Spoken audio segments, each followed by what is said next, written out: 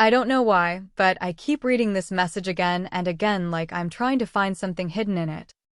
It's just one simple word, but my mind is not ready to treat it like something normal. You've been staring at your phone for so long. What exactly are you thinking about? I texted Sneha something normal, and she just replied, okay, and now I feel like something is wrong. Sometimes we don't read messages. We read meanings into them that don't even exist. But she usually replies properly, so this feels different and strange to me.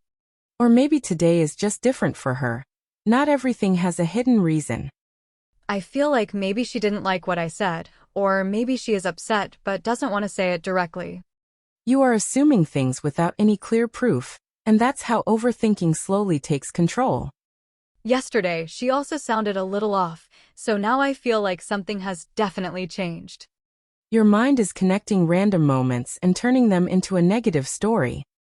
I keep replaying everything in my head like I'm trying to solve a problem. But there is no real problem, only a thought that you are holding on to. The more I think, the more I find new reasons to worry, even if they don't make sense. That's because overthinking doesn't need logic.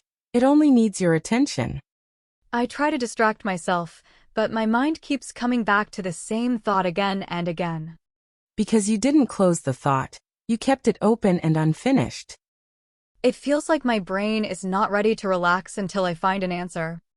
And sometimes there is no answer, because there was no problem in the first place. I think I always expect the worst, even in situations that are actually simple. That habit makes small things feel heavy and emotionally tiring. I don't even realize when a small doubt turns into stress and ruins my mood. Because your mind is focusing only on negative possibilities instead of simple ones. I create full stories in my head without even talking to the person. And those stories always end badly, because fear is controlling them.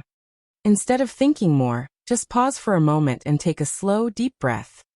It feels hard to stop suddenly, but I really want to calm my mind now.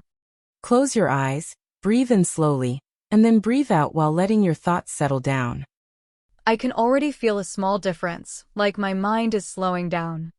That's because you stopped feeding your thoughts and gave your mind a break. The situation doesn't feel as serious as it felt a few minutes ago. Because calm thinking always reduces unnecessary stress. Now, ask yourself honestly, do you have any real proof that something is wrong? If I think properly, she didn't say anything wrong. I just assumed everything. Then you are reacting to your imagination, not to reality. I think I created a problem that doesn't actually exist. That's what overthinking does. It makes you believe your thoughts without questioning them. I should learn to pause and think before reacting emotionally. Yes, because not every thought deserves your attention. I think I should just relax now and stop trying to find hidden meanings in everything. That's better, because peace comes when you stop analyzing every small thing. If something is really wrong, she will tell me clearly later. And if not, then you were worrying for nothing. I feel lighter now, like I was carrying unnecessary stress in my head. That's what happens when you stop overthinking and start thinking clearly.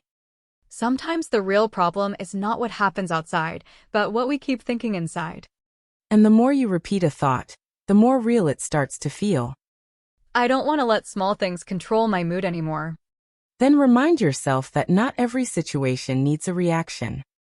I will try to stay calm next time instead of overreacting.